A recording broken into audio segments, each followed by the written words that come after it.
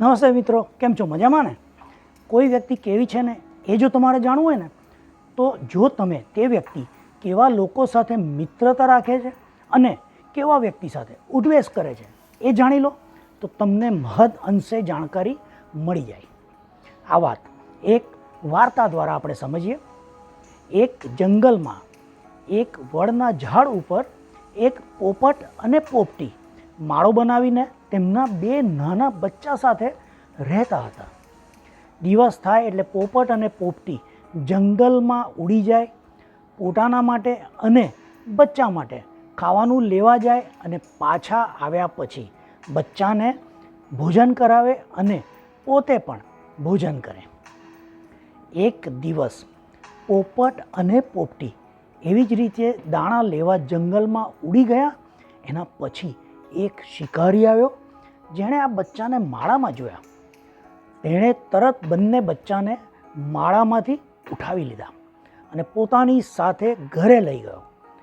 પરંતુ ઘરે પહોંચતા જ તક મળતા એક પોપટનું બચ્ચું ત્યાંથી એમાંથી છટકી ગયું અને ઉડી જઈ થોડે દૂર એક મકાન પાસે આવેલા ઝાડ પર બેસી ગયું. આ મકાન એક સાધુનો આશ્રમ હતો અને ત્યાં રોજ પશુ અને પક્ષીઓને જમવાનું અપાતું, ખાવાનું અપાતું, એમના માટે પાણી પણ મૂકવામાં આવતું. પોપટનું આ બચ્ચું આ જગ્યા પર જ રહી ગયું કેમ કે ત્યાં ખાવા પીવાની પૂરતી વ્યવસ્થા હતી. પણ જ્યારે બીજું પેલું બચ્ચું પેલા શિકારીના ઘરમાં કેદ થઈ ગયું. ધીમે ધીમે તે બીજું બચ્ચું ત્યાંના વાતાવરણમાં રહેવા ટેવાઈ ગયું અને આશ્રમમાં જે ઝાડ પર રહ્યું હતું એ આશ્રમના વાતાવરણમાં ટેવાઈ ગયું. શિકારીના ઘરમાં આવેલા ઝાડ પર આ પિંજરાને લટકાવીને એમાં પોપટને મૂકવામાં આવ્યો. એક દિવસ આ ગામમાં એક યાત્રાળુ આવ્યો. યાત્રા કરતાં તે થાકી ગયો હતો એટલે તે શિકારીના ઘરની બહાર જે ઓટલો હતો ને એ ઓટલા પર થાક ખાવા બેસી ગયો. પણ તેને જોઈને પેલો પિંજરામાં બેઠેલો પોપટ જોરથી બોલ્યો કે એ દુષ્ટ, કેમ અહીં બેઠો છે? અહીંથી ચાલી જા, નહીં તો હમણાં તારું માથું ધડથી અલગ થઈ જશે. પોપટ તેને જોર જોરથી ગાળો ભાંડવા માંડ્યો. પેલા યાત્રીએ પોપટને જોયો અને તેની આવી વાતો સાંભળી એ થોડો ડરી ગયો અને તરત ત્યાંથી ઉઠીને ચાલવા માંડ્યો. થોડે આગળ જઈ તે પેલા આશ્રમ પાસે પહોંચ્યો અને એની બહાર ઓટલા પર બેસીને થાક ઉતારવા લાગ્યો. ત્યાં તેણે એક અવાજ સાંભળ્યો કે આવો અતિથિ, તમારું સ્વાગત છે, કહો તમારી શું આગતા સ્વાગતા કરીએ. યાત્રીએ અવાજ સાંભળી તે દિશામાં જોયું તો તેને એક પોપટ આ વાત કરતો દેખાયો. તેને ખૂબ જ આશ્ચર્ય થયું.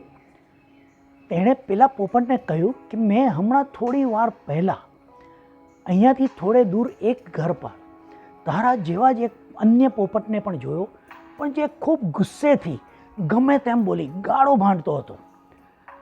અને અત્યારે તું આટલો પ્રેમાળ કઈ રીતે તું આટલું ખૂબ સુંદર સ્વાગત કરે છે, ખૂબ સુંદર રીતે આવકાર આપે છે? ત્યારે પેલા પોપટે કહ્યું કે તમે જેને પહેલાં જોયો ને તે મારો ભાઈ જ છે, પણ તે શિકારીના સકંજામાં રહી ગયો અને હું ત્યાંથી ભાગી અહીં આવી ગયો.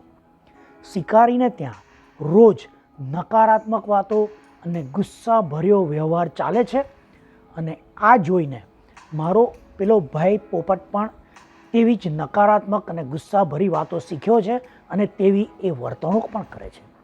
જ્યારે હું અહીં આશ્રમના ખૂબ શાંત અને ધાર્મિક વાતાવરણમાં રહી ગયો અને અહીંની સકારાત્મક તથા આદર સત્કારવાળી વર્તણૂક જોઈ અને તે હું શીખી ગયો અને તે જ પ્રમાણે વર્તન કરતા છે.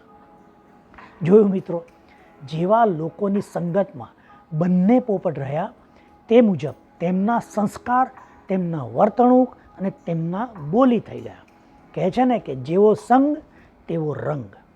અને માટે જ જો તમારે પ્રગતિમય જીવન જીવી ખુશી અને સુખવાળા વાતાવરણમાં રહેવું હોય તો આવું જીવન જીવતા લોકો સાથે મિત્રતા કેળવો અને તેમની સાથે મહત્તમમાં મહત્તમ સમય વ્યતીત કરો, જેથી તેમની પાસેથી કંઈક શીખી શકાય અને તે તમે પોતાના જીવનમાં અમલમાં મૂકી અને તેમના જેવા સફળ થઈ શકો. આ વાત વિદ્યાર્થી જીવનમાં પણ એટલી જ લાગુ પડે છે. જો આપણું બાળક તોફાની બનતું દેખાય તો તેનું મિત્ર વર્તુળ તપાસી લેવું જોઈએ અને તેમાં બદલાવ લાવવા માટે બાળકને પ્રેરિત કરવું જોઈએ, પણ જોર જબરદસ્તી નહીં, પ્રેમથી સમજાવીને. મિત્રો, તમે અંત સુધી આ વિડીયોમાં સાથે રહ્યા અને આખો વિડીયો માણ્યો એ બદલ ખૂબ ખૂબ ધન્યવાદ. તમારો આવો સહકાર મારા માટે ઉર્જા સ્ત્રોત છે. આ વિડીયો લાઈક કરી અન્યને શેર કરશો, જેથી યુટ્યુબ આ વિડીયોને વધુને વધુ લોકો સુધી પહોંચાડે. ચાલો સાથે મળી લોકોના જીવનમાં કંઈક સારું પરિવર્તન લાવીએ. આવતા અઠવાડિયે ફરીથી એક નવી મોટિવેશનલ વાર્તા ગુજરાતીમાં કે હિન્દીમાં ફરીથી લઈને હું નિલેશ ખીમસરિયા આપને મળીશ. ત્યાં સુધી રજા આપશો. આવજો.